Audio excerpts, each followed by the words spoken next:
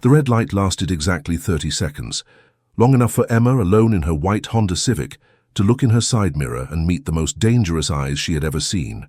He was on his black Ducati beside her, helmet in hand, dark hair tousled by the Manhattan wind. She smiled. He smiled back. She didn't know she had just flirted with Ryan Moretti, the wrong man, the most feared mob boss in all of New York City. If you've ever flirted with a stranger in traffic, subscribe and tell us where you're watching from. Because this story asks, what if that glance changed your life forever? There would be a morning when she'd discover who he really was. A moment when danger would knock on her Brooklyn apartment door. A choice that would make her question everything, because some encounters aren't coincidences. It's destiny disguised as chance. Have you ever felt that instant connection that defies all logic? That magnetic attraction that ignores every warning signal from your brain? Emma Parker, 28, literature teacher at Washington High School, thought she knew her life by heart. Subway work sleep in her studio in Brooklyn Heights, coffee and bagel every morning at the same deli on Court Street. She would lose everything. He had already lost too much to turn back. This story begins on a Tuesday morning in September, when New York smells like coffee and loneliness tastes like a warm pretzel. The leaves are starting to turn in Central Park, and the air carries that promise of autumn that only the city that never sleeps knows how to offer. Here's how two people who should never have met became each other's only truth. And it all begins with a smile in the traffic of the Brooklyn Bridge. The alarm rings at 6:45 a.m. Emma extends her arm. Her fingers brush the cold metal of her iPhone on the IKEA nightstand. The apartment still smells of yesterday's chamomile tea. Through the window, Manhattan slowly awakens under a grey sky. She doesn't know yet that in exactly 47 minutes her life will change forever. Her morning routine unfolds like a ballet repeated 1,000 times. Quick shower, warm water slides over her still sleepy skin. Black coffee in her chipped Starbucks mug, the one her grandmother had given her. The bitter taste truly wakes her up. Out of habit, she checks her reflection in the hallway mirror. Chestnut hair pulled back in a bun, beige sweater, navy pleated skirt. Just another ordinary day, she murmurs to her reflection. She's wrong, but she doesn't know it yet. In her Honda Civic, stuck on the Brooklyn Bridge, Emma nervously taps the steering wheel. NPR crackles in the background. The smell of synthetic leather mixes with gasoline fumes rising from the asphalt. Her nails drum on the dashboard. Tick, tick, tick, tick. The light turns red. She stops. It's at this precise moment that destiny slips its hand into her life. In her side mirror, she first notices the motorcycle, a black Ducati monster, shiny as a secret. Then her eyes move up to the rider. He removes his helmet with a fluid gesture, revealing a face sculpted by gods and marked by demons. Dark hair, tousled, square jaw, and those eyes. Those green eyes that seem to carry all the mysteries of New York. He looks at her. She looks at him. The world stops for the space of a heartbeat. Emma feels her cheeks flush. A warmth she hadn't felt in months spreads through her chest. Without thinking, she smiles at him. A small, timid smile, almost adolescent. He returns her smile. But his smile carries something dangerous, magnetic, as if he knows secrets she should never discover. 30 seconds. That's all this suspended moment lasts. The light turns green. Cars resume their metallic dance. Emma restarts, her heart beating like a war drum. In her rearview mirror, she sees him put his helmet back on and start his motorcycle. The roar of the engine resonates in her chest like an unspoken promise. She doesn't know yet that she just met the gaze of the most dangerous man in all of New York. Some smiles change the course of a life. His had just redrawn hers. 3 days pass. Emma can't forget those green eyes. At Washington High School, in front of her junior class, she teaches Hemingway, but her thoughts drift to a smile glimpsed in a rearview mirror. The old man and the sea, she recites, but she thinks of gloved hands gripping the handlebars of a black Ducati. "Ms. Parker, are you okay?" asks Jessica, 16, class valedictorian. Emma startles. Yes, let's continue. But she's not okay. Since Tuesday, something has changed. As if that brief exchange of glances had awakened a part of herself she thought was asleep forever. She finds herself scanning every motorcycle on New York streets, hoping to cross paths with that masculine silhouette again, that dangerous smile. Friday evening she gives in. Instead of going straight home, she takes the same route as Tuesday morning. Her heart beats faster when she approaches the same red light. Ridiculous, she tells herself. What is she hoping for? Red light. She stops. Nothing. Just ordinary cars, anonymous faces. Disappointment grips her throat like a scarf tied too tight. Then she hears the familiar roar. In her rearview mirror, the Ducati appears like a mirage. Same bike, same man. Her fingers tighten on the steering wheel. This time he's not wearing a helmet. His dark hair dances in the Manhattan wind, and when their eyes meet again, he winks at her. A simple wink that sets her whole body on fire. Emma feels her cheeks burn. She looks down, embarrassed, then looks up again. He's still smiling, but differently, as if he knows exactly the effect he has on her. As if he knows she came back here hoping to see him again. The light turns green. This time, instead of going straight, the motorcycle turns right. But before disappearing, the man raises his hand. On his wrist, Emma glimpses a tattoo she can't make out. Something that looks like a crown, or maybe thorns. That night, Emma can't find sleep. She tosses and turns in her sheets, replays those few seconds on loop. Who is he? What does he do for a living? Does he live nearby? She doesn't know that a few miles away, in a penthouse in Tribeca, Ryan Moretti is thinking about her too. He's not thinking about the contracts he has to sign tomorrow, nor the family business that requires his attention. He's thinking about a woman with chestnut hair, in a white Honda, about her timid smile that pierced his armor like a blade of light. He shouldn't. His world and hers can never cross paths, but the heart never listens to reason. Monday morning, Emma consciously takes the same route. No more excuses, no more accidental detours. She wants to see him again. Period. This time, when she arrives at the light, the Ducati is already there, as if he was waiting for her. He turns toward her before she even looks. Corner smile, eyes sparkling with mischief. In his gloved hand, he holds something. A rose. A single red rose that he spins between his fingers. Emma's heart skips a beat. He removes his earpiece and leans slightly toward her car. "Good morning, miss," with the shy smile, he says. His voice, deep, warm, with that New York accent that draws out the ends of words. Emma feels her legs trembling, literally. "Good morning," she replies, her voice higher than she would have liked. "I'm Ryan," he says, extending the rose through her open window. "And I've thought about you every day since Tuesday." Emma extends a trembling hand to take the flower. Their fingers brush for a second. An electric current runs through her entire body. The rose smells good, a mixture of earth and promises. "Emma," she whispers. "Emma," he repeats, as if tasting her name. Beautiful name for a beautiful woman. The light turns green, but neither of them moves. "What if we met somewhere?" he suggests. "A place where we can talk for more than 30 seconds? Cars behind them start honking. New York waits for no one, not even budding love. "Bryant Park Cafe tonight, 7 p.m., he calls out quickly. Emma nods, unable to speak a word. He gives her one last dazzling smile and restarts his motorcycle. The roar of the engine covers Emma's frantic heartbeats. In her hand, the rose trembles slightly. She just accepted a date with a perfect stranger. She, Emma Parker, sensible and reasonable teacher, who has never taken a risk in her life. But as she restarts her car, a smile stretches her lips. For the first time in months, she feels alive. She doesn't know she just accepted a date with the most wanted man in New York. Some encounters change the course of a life. Others put it in danger. 7:05 p.m. Bryant Park Cafe, Midtown Manhattan. Emma pushes open the door of the bustling cafe, her heart pounding. The smell of roasted coffee and pastries envelops her. Conversations blend into familiar chatter, punctuated by the clinking of cups on saucers. She looks around for him. Not there. She chooses a table near the window, orders a latte. Her hands tremble slightly as she brings the cup to her lips. 7:10 p.m. 7:15 p.m. What if he doesn't come? "Sorry, I'm late." His voice behind her. Emma turns around and her breath catches.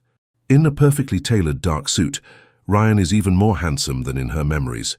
He smells good, a mixture of bergamot and danger. "I had an urgent business matter to handle," he says, sitting across from her. In his green eyes, Emma detects something new. Fatigue, perhaps, or worry.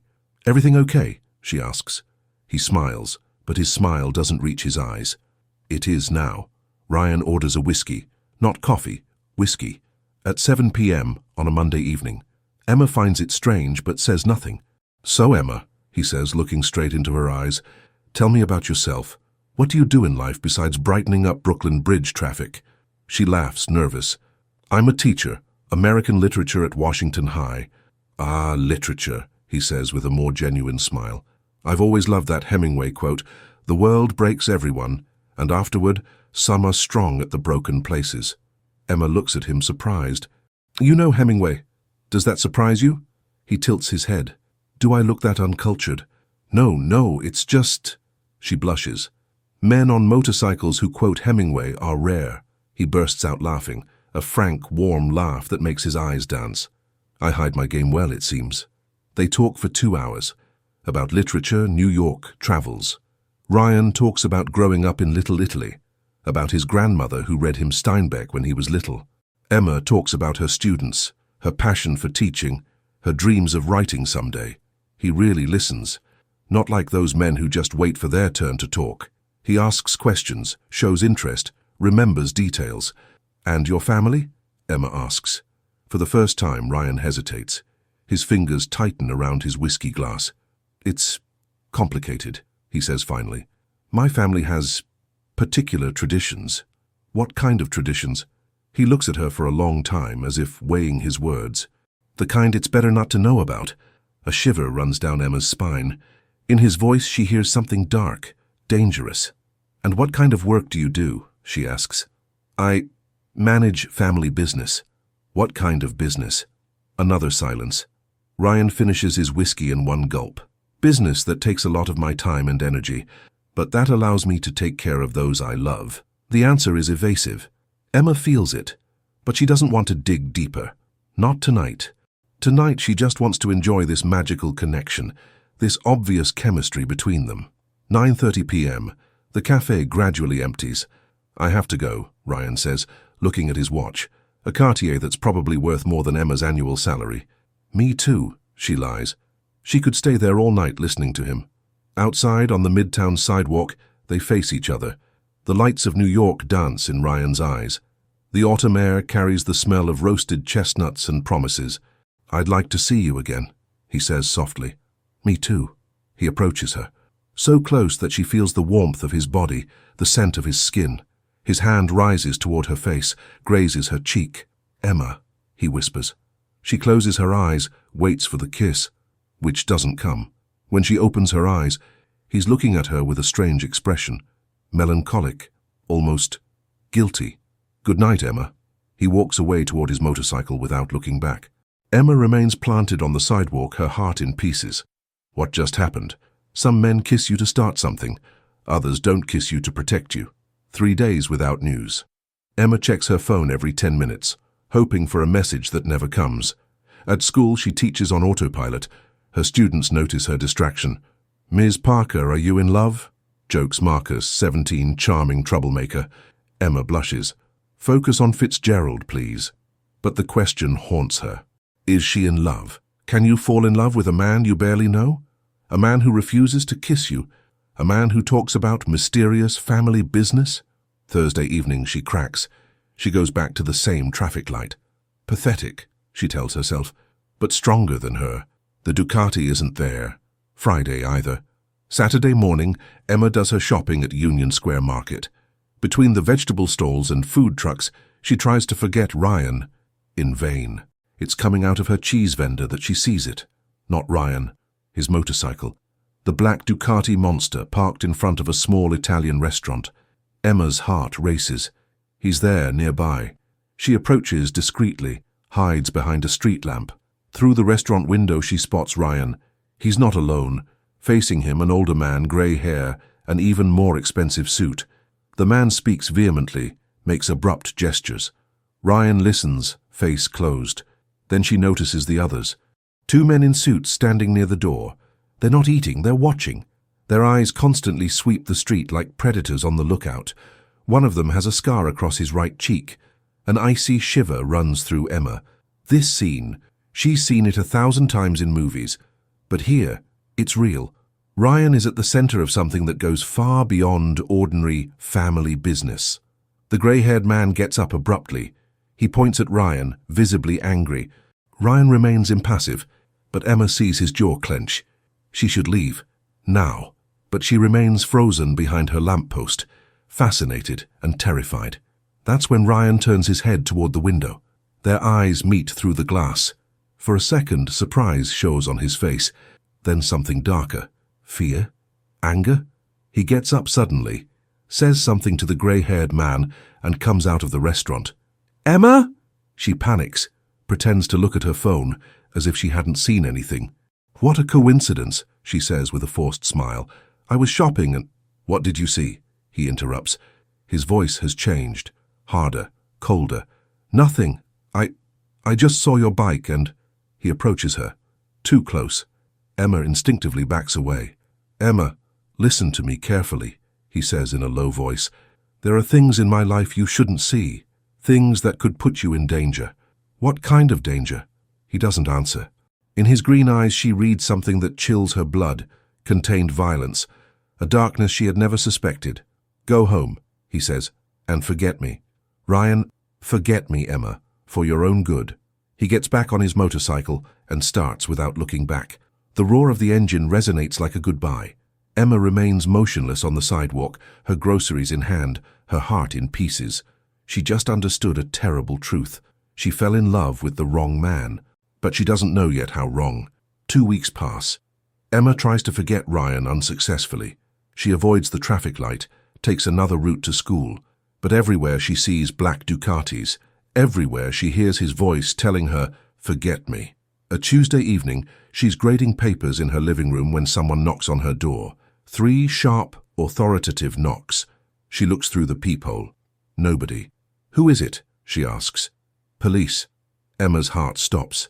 She opens the door, security chain on. A man in a suit shows his police badge. "Detective Rodriguez, NYPD. May I come in?" "What do you want?" "To talk about Ryan Moretti." The name hits her like a slap. She removes the chain, lets the policeman in. "You know him, don't you?" says the detective, sitting without being invited. We met a few times." "Why?" Detective Rodriguez takes out a tablet, scrolls through photos. "Do you recognize this man?" On the screen, Ryan. But not the charming Ryan she knows. This photo seems taken without his knowledge from afar. He looks hard, ruthless. "Ryan Moretti, 32 years old," says the detective. "Head of the Moretti family, one of the most powerful criminal organizations in New York. Arms trafficking, money laundering, extortion, intimidation." Emma feels the ground crumble beneath her feet. "No, you're wrong. Ryan isn't—" "Miss Parker, this man is dangerous. Extremely dangerous. He has blood on his hands." "Blood?" The word comes out as a whisper. The detective scrolls through other photos. 6 deaths in 3 years. All rivals or traitors to his cause. Ryan Moretti never forgives. The images blur before Emma's eyes. She sits heavily on her couch. Why are you telling me this?" "Because you've been seen with him. Several times. And because we know he's interested in you." "He's interested in me?" The detective looks at her with pity. "Miss, men like Moretti only get interested in ordinary women for 2 reasons. To use them or to eliminate them." The word eliminate resonates in Emma's head like a gong. "We can protect you," continues the policeman, "but you have to help us. Tell us everything he revealed about his activities." "He didn't tell me anything. We just talked about literature and Miss Parker." The detective's voice hardens. "Ryan Moretti doesn't discuss literature by chance. If he approached you, it's because he has a plan." Emma shakes her head, refuses to believe it. "No, you don't know him. He's gentle, cultured. They all are at first." The detective gets up, leaves his card on the coffee table. "Think about it, miss. Your life may depend on it. If Moretti contacts you again, call me immediately." After his departure, Emma remains prostrate on her couch. The policeman's words spin in her head. Arms trafficking, 6 deaths, blood on his hands. That night she doesn't sleep. She thinks back to every detail of their encounters. The evasive answers about his work, the Cartier watch worth a fortune, the men in suits at the restaurant, his way of saying, "Forget me," with that urgency in his voice. What if the detective was right? What if Ryan had manipulated her from the beginning? But then why hadn't he taken advantage of her? Why refuse to kiss her? At 3 a.m., the truth hits her like a punch. He hadn't kissed her because he cared about her. Really. And he knew their worlds couldn't meet. "Forget me," he had said. Not out of cruelty, out of protection. Emma gets up, paces in her living room. Her heart tells her one thing, her reason another. Who to believe? Love shouldn't hurt this much. The next day, Emma doesn't go to school. She pretends to have the flu, stays home turning 1,000 questions over in her head. Around 5 p.m., unable to stand it anymore, she takes her car. Direction: the Italian restaurant where she had seen him. The owner, a round man with a jovial smile, remembers her. "Ah, the pretty lady. Still looking for Mr. Moretti? You know him well." The owner's smile freezes slightly. "He's a good customer. Very generous. Does he come often?" "Listen, beautiful," says the man, leaning toward her. "Advice from an old man. Don't ask too many questions about Mr. Moretti. He's not the kind of man you disturb." The message is clear. Emma thanks him and leaves. On the street, she looks for her car when a hand lands on her shoulder. "What are you doing here?" She turns around. Ryan, but not the charming Ryan from the cafe. This one has a hard face, cold eyes. I wanted to talk to you." "Talk about what?" He takes her by the arm, leads her to a dark corner. "About what you saw Saturday? About the questions you're asking?" His grip is firm, too firm. Emma starts to get scared. "Ryan, you're hurting me." He loosens his grip but doesn't let go. "Emma, I told you to forget me. Why didn't you listen to me?" "Because I can't," she explodes. "Because I think about you day and night. Because what?" "Because I fell in love with you." The words come out despite herself like a torn confession. Ryan looks at her, stunned. In his eyes, Emma sees a multitude of emotions pass. Surprise, tenderness, pain. "You don't know who you fell in love with," he says softly. "Yes, I do. The police came to see me. This time it's Ryan who takes the blow." "What did they tell you?" "Everything, your family, your activities, the deaths." A long silence. Ryan lets go of her arm, moves away a few steps. "And what do you think about it?" he asks without looking at her. "I think you're not the man they describe." He turns toward her, incredulous. "Really? The man who quotes Hemingway, who listens to talk about literature for hours, who refuses to kiss a woman to protect her. That man isn't a monster. What if they were right? What if I was exactly what they say?" Emma approaches him. "Then tell me. Look me in the eyes and tell me you're a killer." Ryan looks at her for a long time. In his green eyes, she reads a silent battle. "I can't," he finally whispers. "Because it's not true. Because I love you too much to lie to you." The words remain suspended between them like fragile birds. "You love me?" breathes Emma. "Since the first smile in your rearview mirror, since that second when I understood my life had just tipped over." He approaches her, puts his hands on her face. "But Emma, my love for you doesn't change what I am, nor what my family does." "Then leave it." He laughs bitterly. "You don't leave the Moretti family. Ever." "Why?"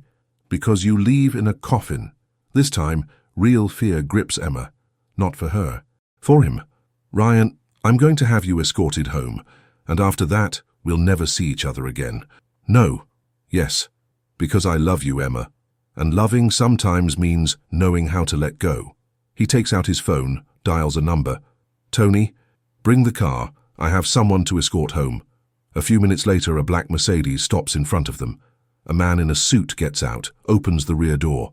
"Get in," says Ryan. "What about you?" "Me. I'm going back to my real life." Emma gets in the car, her heart in tatters. As the Mercedes drives away, she sees Ryan in the rearview mirror. He remains motionless on the sidewalk, hands in pockets, lost gaze. She just lost the love of her life. But she doesn't know yet that he too just made the most difficult decision of his existence. A week passes. Emma has resumed classes mechanically. Her students notice her pale complexion, her dark circles, her obvious sadness. But what to tell them? That she's crying over an impossible love with the head of the New York Mafia. Friday evening, she's grading papers when her phone rings. Unknown number. "Hello? Miss Parker, Detective Rodriguez here. We need to meet. Emergency." "What's happening?" "Not on the phone. Starbucks on 42nd Street in an hour." He hangs up. Emma stares at her phone, worried. What could have happened? At the Starbucks on 42nd Street, the detective waits for her, looking grim. He directly orders 2 black coffees. "Ryan Moretti has disappeared," he announces without preamble. Emma's heart stops. Disappeared? For 3 days. No trace. His own family is looking for him. But why tell me this? The detective looks at her seriously. Because before disappearing, he was seen emptying several of the family's bank accounts, and he left something for you. He takes an envelope from his jacket. Ryan's handwriting. Her name on the cream paper. How did you get this? He left it with one of our informants with orders to give it to you if something happened to him. Emma opens the envelope with a trembling hand. My dear Emma, if you're reading this letter, it's because I made the craziest choice of my life, trying to get out of the family. You were right, I wasn't born to be what my father wanted me to become. Thanks to you, I found again the man I was before blood and violence defined my existence. I took the money necessary to disappear and start over elsewhere, far from New York, far from this life, but I can't ask you to follow me. That would be condemning you to run forever. If someday I become the man you deserve, free from all this past, I'll come back for you. Until then, live, love, be happy. You saved my soul. Ryan. Emma finishes reading, tears in her eyes. Did he really leave the Mafia? She asks. Looks like it. But Miss Parker. The detective leans toward her. Stealing from the Moretti family is signing your death warrant. They'll never let him be. You mean they're going to kill him? Yes. It's a matter of time. Emma feels the world crumble around her. Ryan risked his life for her, for a chance to be free to love her. We have to help him. How? We don't even know where he is. But you can protect him.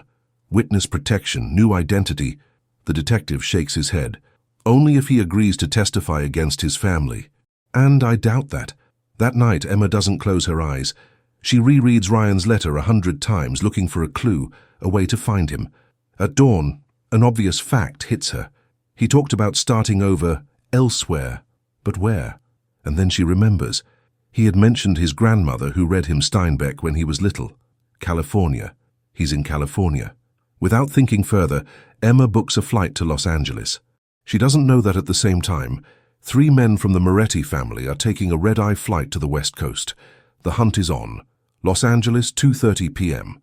Emma exits LAX, squints under the California sun. The air smells of ocean and exhaust fumes. How to find Ryan in this sprawling city? She rents a small Toyota, buys a map of LA. On the coast she notices a small town, Carmel by the sea. Something about that name speaks to her. Driving toward Carmel, she thinks back to Ryan's words. His grandmother, Steinbeck. What if it was there? The village of Carmel reveals itself to be a picturesque artist's colony. Fairy tale cottages, art galleries, elderly people walking dogs on pristine beaches. Emma parks her car near the ocean, takes out the photo of Ryan she kept on her phone. First attempt. The coffee shop. Excuse me, have you seen this man? The barista, a young woman with purple hair and a California accent, looks at the photo. Oh yeah, the hot guy. He was here this morning, bought a latte and asked for directions to the Steinbeck house. Emma's heart leaps. The Steinbeck house? Yeah, John Steinbeck's childhood home. It's on Central Avenue, the blue house with white shutters. Emma thanks her and runs back to her car. On Central Avenue, indeed, a small blue house seems abandoned, but smoke comes from the chimney. She knocks on the door. No answer. Ryan, it's me, Emma. The door opens brutally. Ryan appears shirtless, hair disheveled. In his eyes a mixture of joy and terror. Emma, what are you doing here? I'm looking for you. I wanted... He pulls her inside, locks the door. You should never have come. It's too dangerous. I don't care about the danger. I got your letter and... He takes her in his arms, holds her tight. She feels his heart beating wildly. You're completely crazy, he whispers in her hair. Crazy about you. He steps back, looks into her eyes. Emma, they're looking for me. My family, the California police, everyone. If they find us together, then let's leave. Now. Together. To go where? They have contacts everywhere in the country. Then further. South America, Asia. Anywhere. Ryan smiles sadly. You would do that? Leave everything for a fugitive? I would do anything for you. He puts his hands on her face, looks at her as if he wants to engrave every detail in his memory. Are you sure? Certain. This time he kisses her, finally. A tender, desperate kiss that contains all their restrained passion, all their impossible love. When they separate, they're breathless. Okay, he says. We leave tonight. I have a contact who can get us to Mexico. Emma smiles, happy for the first time in weeks. That's when they hear the sound of engines. Ryan freezes, runs to the window. 3 black SUVs are coming up the coastal road. Shit! They found us. Who? My family. He grabs a bag already prepared, takes Emma's hand. There's an exit in the back, we can reach the cliffs. But when they open the back door, 2 men in suits are waiting, guns drawn. "Hello, Ryan," says one of them with an evil smile. "Dad sends his regards." They're trapped. Ryan pushes Emma behind him instinctively. "Let her go. She has nothing to do with this." "Oh yes, she has everything to do with it," says the man. "It's because of her you betrayed the family." In his eyes, Emma reads a cold violence that chills her blood. Will their love story end here in this lost house in California? "Go back inside, both of you." The men push them inside. In the living room, a third man waits for them. Older, grey hair, impeccable suit.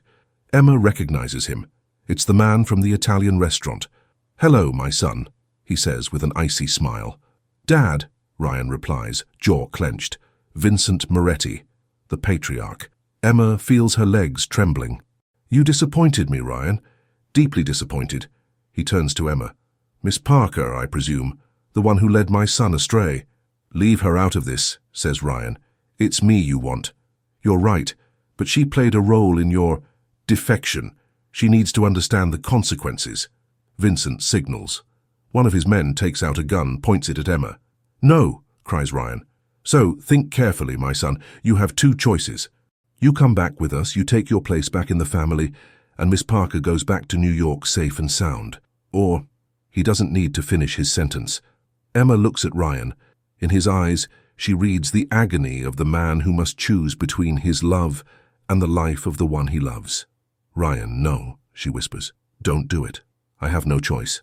"Yes, you do. Fight," Vincent sneers. "Fight? Against his own family?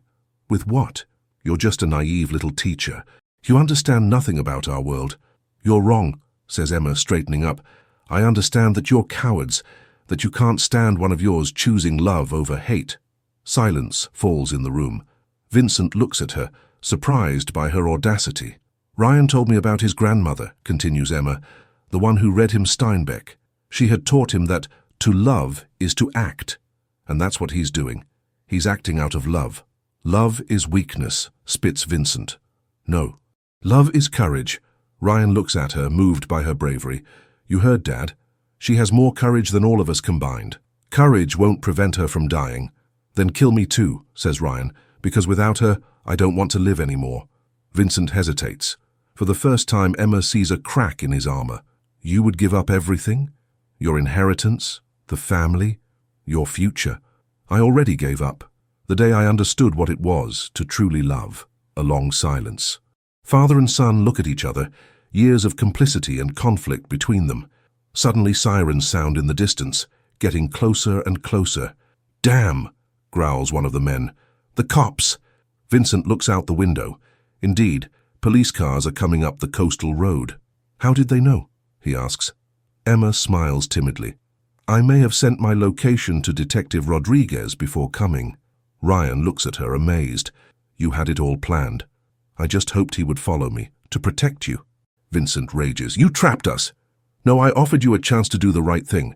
The police surround the house. A megaphone crackles. "Come out with your hands up." Vincent looks at his son one last time. "You made your choice, Ryan. Assume it." "I assume it." Vincent goes out, followed by his men. On the threshold, he turns around. "If you change your mind."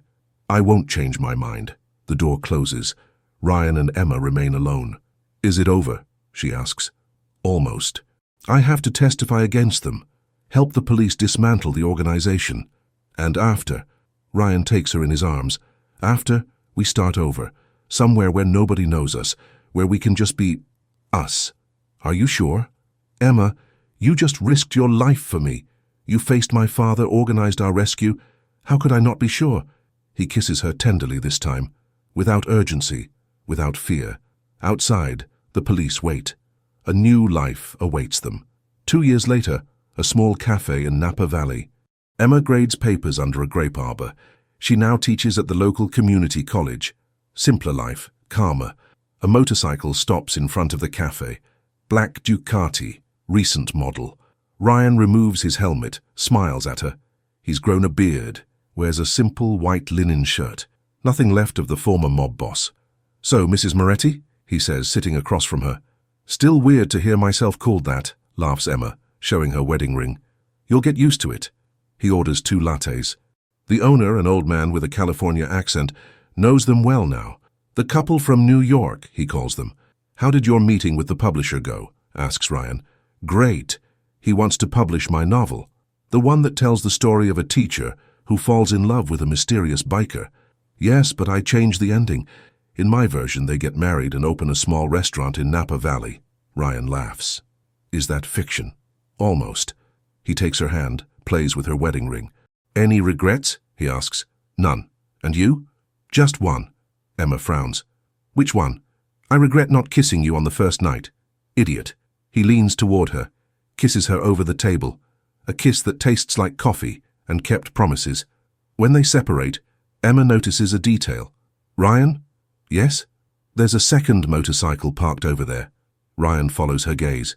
Indeed, another Ducati, red this one, is parked a little further away. "You think?" A young man approaches their table. Handsome, mysterious, dark gaze. "Excuse me," he says with an Italian accent. "Can I ask you for directions?" Emma and Ryan exchange a knowing smile. "Of course," says Emma. "I'm looking for a young woman. Teacher around here. Blonde hair, blue eyes, smile to die for." "Ah," says Ryan with mischief. "Another love story begins." "I hope so," replies the stranger, "if she accepts to have coffee with an Italian biker who quotes Dante." Emma bursts out laughing. "First rule, always accept the coffee, right, Ryan?" "Absolutely, but be careful of bikers who quote poets, they're dangerous." "The good kind of dangerous?" asks the Italian. "The best kind," replies Ryan, squeezing Emma's hand. The man thanks them and walks away toward his red motorcycle. "We created a trend," says Emma. "Love spreads," replies Ryan. He starts his Ducati. Emma gets on behind him, puts her hands on his chest. "Where are we going?" "Nowhere. Everywhere. As long as we go together." The motorcycle drives away on the Napa Valley Road in the sunset. Behind them, the man with the red motorcycle waits in front of the community college. If this story moved you, subscribe so you never miss another. Tell us your thoughts in the comments, because every love story asks something different of the heart.